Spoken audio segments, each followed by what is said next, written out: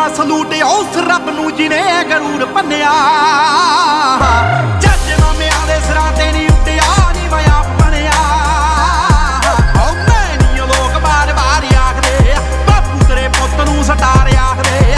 ਬਣਨਾ ਨੀ ਕੁਛ ਸੀ ਗਵਾਰ ਆਖਦੇ ਉਹੀ ਬਾਪੂ ਤੇਰੇ ਪੁੱਤ ਨੂੰ ਸਟਾਰ ਆਖਦੇ। ਬਾਪੂ ਤੇਰੇ ਪੁੱਤ ਨੂੰ ਸਟਾਰ ਆਖਦੇ।